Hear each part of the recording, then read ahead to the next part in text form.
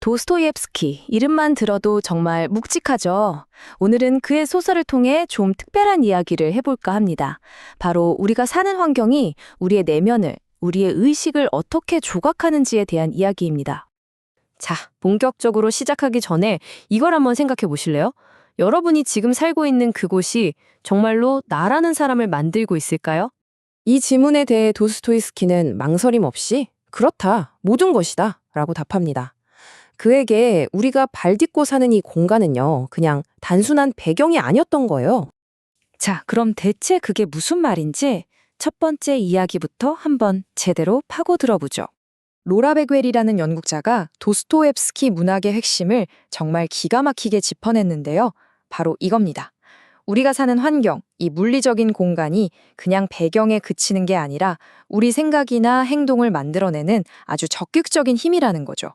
이게 왜 정말 재미있는 관점이냐면요. 보통 도스토옙스키 하면 다들 심리나 종교를 얘기하잖아요. 그런데 여기서는 공간이라는 완전히 새로운 안경을 끼고 보자는 거니까요. 정말 신선하죠.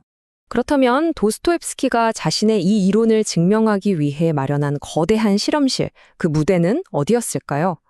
바로 19세기의 상트페테르부르크라는 도시였습니다. 도스토옙스키는 이 도시를 이렇게까지 표현했어요. 와, 진짜 강렬한 표현 아닌가요?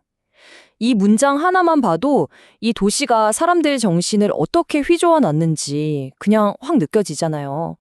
그의 소설 속 페테르부르크는 상상만 해도 좀 숨이 막히는 곳이에요. 거리는 막 사람들로 넘쳐나는데 정작 누구 하나 서로에게 문기를 주지 않아요. 나만의 공간은 점점 사라지고 그러니까 사람들은 더 고립되는 거죠. 도시 전체가 축축한 악취와 먼지로 뒤덮인 느낌이랄까요? 결국 이 페테르부르크라는 도시는 하나의 거대한 용광로였던 셈입니다. 그 안에 갇힌 사람들을 끊임없이 안으로 더 깊은 내면으로 밀어넣어서 결국 세상에 없던 아주 독특한 유형의 인간을 탄생시킨 거죠. 자, 그럼 이 무시무시한 도시가 빚어낸 인물들은 실제로 어떤 모습이었을까요? 아주 흥미로운 두 명을 한번 나란히 놓고 비교해 볼게요. 대표적인 예가 바로 죄와 벌의 라스콜니코프 그리고 백야의 몽상가입니다. 둘 다 이 페테르부르크라는 도시가 주는 지독한 외로움 속에서 살아가거든요. 근데 그 반응이 완전히 달라요. 라스콜니코프는 그 고립감을 내가 남들보다 잘났다는 우월감과 사회에 대한 분노로 키워서 결국 살인이라는 행동으로 터뜨려버리죠.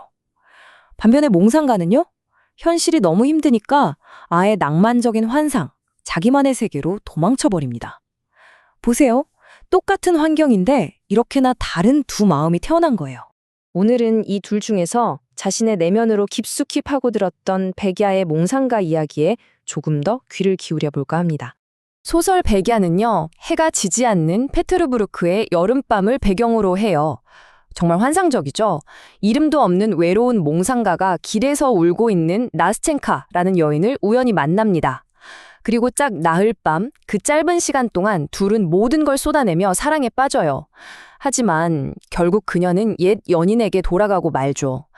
정말 짧지만 한 사람의 인생 전체를 뒤흔들어 놓은 그런 만남과 이별 이야기입니다.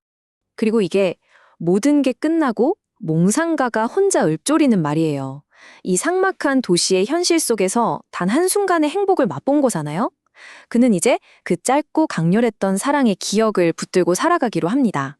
그의 행복은 이제 현실이 아니라 그의 머릿속, 그의 추억 속에만 존재하는 거죠. 바로 이거예요. 페테르부르크라는 환경이 몽상가라는 인물을 만들어낸 방식이요. 라스콜리코프처럼 세상에 분노를 터뜨리는 대신에 그는 자기 내면에 훨씬 더 크고 아름다운 세상을 만들어서 그 안으로 숨어버린 겁니다. 일종의 자기보호였던 거죠. 자, 그런데요. 19세기에 나온 이 이야기가 21세기를 사는 우리랑 도대체 무슨 상관이 있는 걸까요? 마지막으로 그 놀라운 연결고리를 한번 찾아보겠습니다. 자, 이 책 백야가 세상에 처음 나온 해가 1848년입니다. 그리고 지금은 2024년이죠. 와, 시간이 정말 어마어마하게 흘렀죠. 그런데 정말 믿기 힘든 일이 벌어졌습니다. 170년도 더 된 이 소설이 바로 오늘날 틱톡에서 바이럴이 된 거예요. 아니 대체 어떻게 이런 일이 가능했을까요? 19세기의 그 외롭던 몽상가 이야기가 어떻게 지금 이 디지털 시대의 젊은이들의 마음을 그렇게 깊이 파고들 수 있었을까요? 이유는 몇 가지가 있어요. 일단 80페이지 정도로 엄청 짧으니까 요즘 사람들한테 딱이죠. 그리고 이뤄지지 못한 사랑, 짝사랑 이야기는 시대가 변해도 누구나 공감하잖아요. 근데 가장 중요한 핵심적인 이유는 따로 있습니다. 바로 이 소설이 그려내는 도시의 외로움, 그리고 진짜 연결되고 싶다는 그 깊은 갈망이 지금 우리들의 모습과 소름 돋게 닮아 있다는 거예요.